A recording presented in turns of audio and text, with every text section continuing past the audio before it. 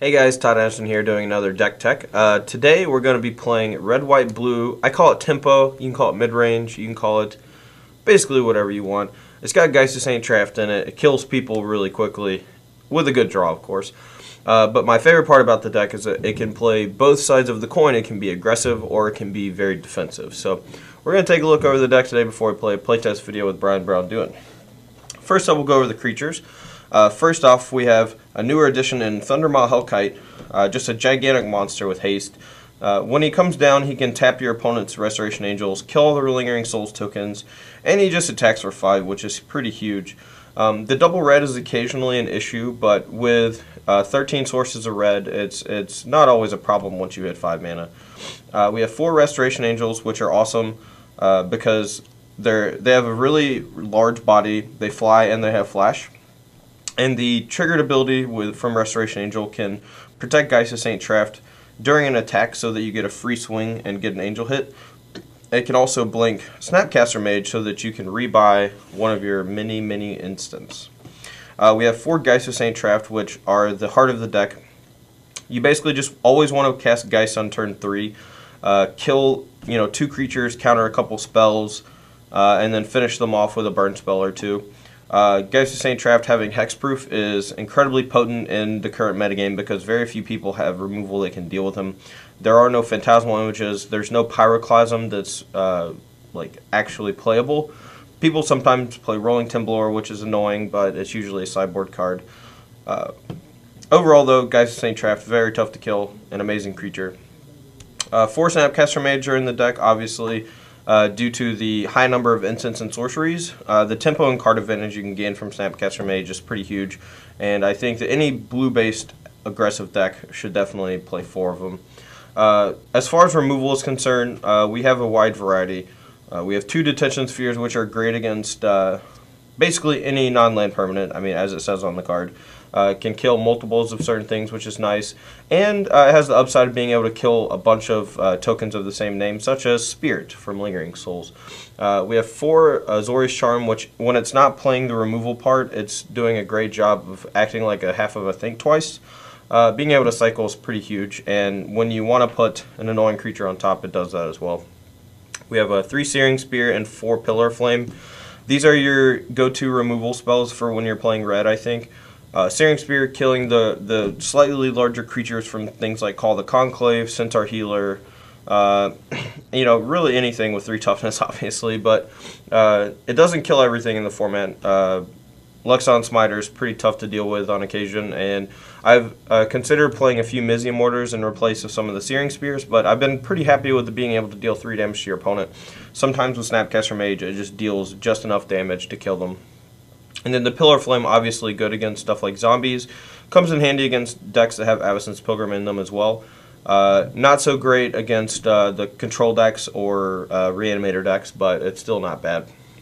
We have 4 Syncopates, which I think are probably the best counterspell in Standard, thanks to your ability to counter anything on turn 2, if they're tapping out for it, obviously.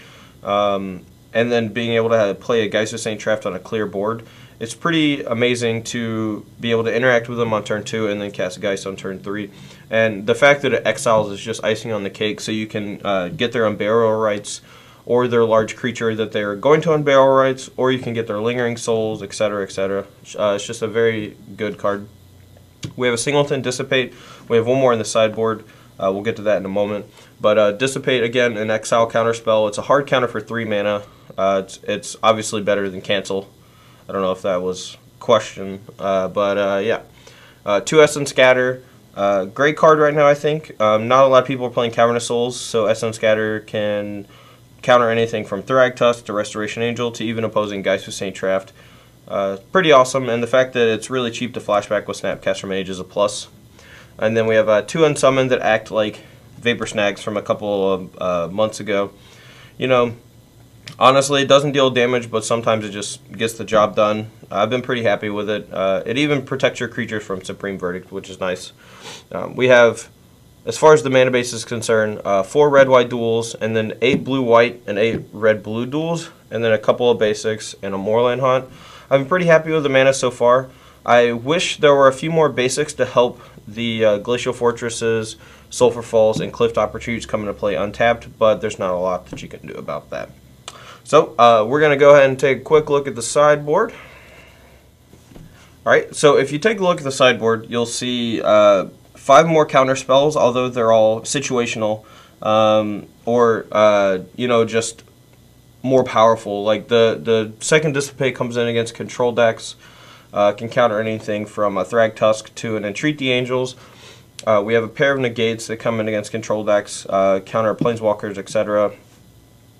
And then 2 Dispel, which come in against decks that have a lot of counter spells. One of the easiest ways to deal with Geist Saint Traft is Essence Scatter and Syncopate. So having Dispel to cast on turn 4 to counter their counter spell is pretty big. The fact that it also counters Sphinx of Revelation, other cards of that nature, just, you know, helps out a little bit. But really it's there to just win counterspell wars. We have a pair of Supreme Verdicts, which come in against opposing Geist Saint Traft decks, but they're also very good against green-white.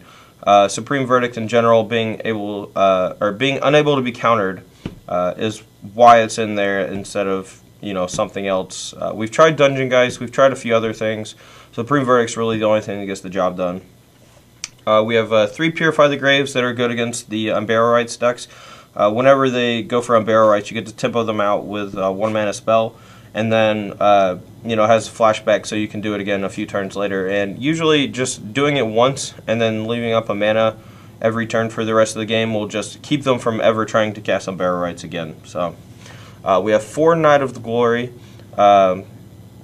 Awesome card against zombies, and honestly I've been thinking about playing it main deck, not because zombies is popular, but just because of how good Exalted is, and I kind of want another creature. I think that's going to be my next test over the next couple of weeks, is just seeing if Not a Glory is any good in the main deck.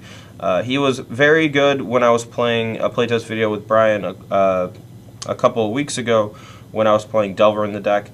Not quite sure if Not a Glory is good enough if zombies is not very popular, but we'll see.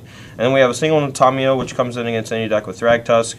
Really, it's just a Planeswalker that's pretty hard to deal with, and it can lock down creatures, lands, or just the threat of her ultimate with any burn spell is usually enough. But alright guys, well, that was Todd Anderson doing deck tech on red, white, blue.